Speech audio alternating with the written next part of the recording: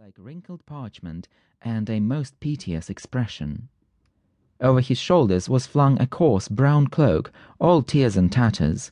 His thick boots were patched and cobbed, and with one hand he leant on a rough stick, while with the other he held out his battered hat for arms. "What an amazing model," whispered Hughie as he shook hands with his friend. "An amazing model?" shouted Trevor at the top of his voice. "I should think so. Such beggars as he are not to be met with every day.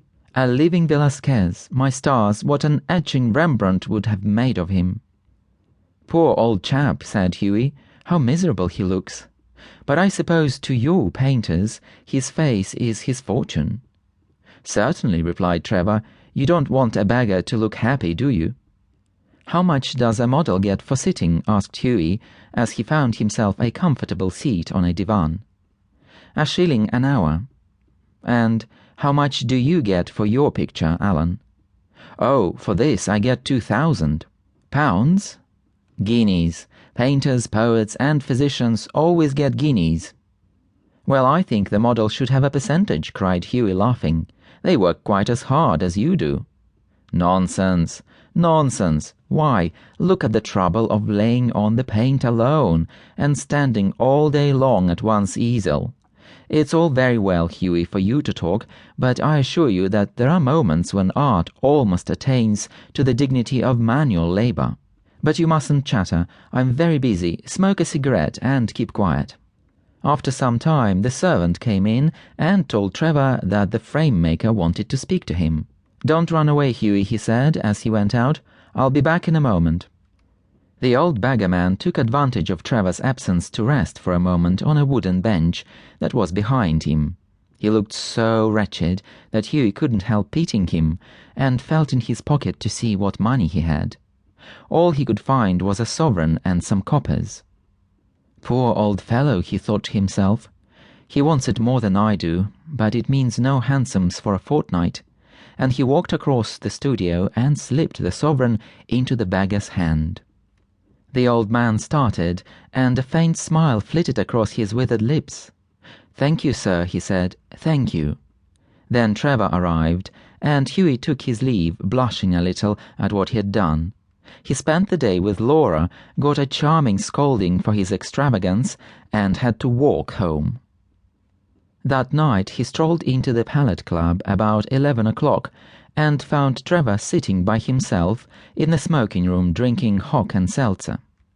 "Well, Alan, did you get the picture finished all right?" he said, as he lit his cigarette. "Finished and framed, my boy," answered Trevor.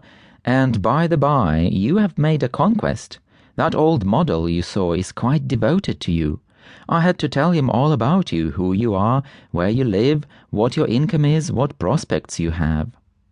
"My dear Alan," cried Hughie, "I shall probably find him waiting for me when I go home. But of course you're only joking. Poor old wretch. I wish I could do something for him. I think it is dreadful that anyone should be so miserable. I've got heaps of old clothes at home. Do you think he would care for any of them? Why, his rags were falling to bits." "But he looks splendid in them," said Trevor. "I wouldn't paint him in a frock coat for anything. What you call rags, I call romance. What seems poverty to you is picturesqueness to me. However, I'll tell him of your offer." "Alan," said Hughie seriously, "you painters are a heartless lot." "An artist's heart is his head," replied Trevor, "and besides, our business is to realize the world as we see it, not to reform it as we know it. And now tell me how Laura is. The old model was quite interested in her." "You don't mean to say you talked to him about her?" said Hughie. "Certainly I did. He knows all about the relentless Colonel, the lovely Laura, and the £10,000. "You told that old beggar all my private affairs," cried Hughie, looking very red and angry. "My dear boy," said Trevor, smiling, "that old beggar, as you call him, is one of the richest men in Europe. He could buy all London tomorrow without overdrawing his account.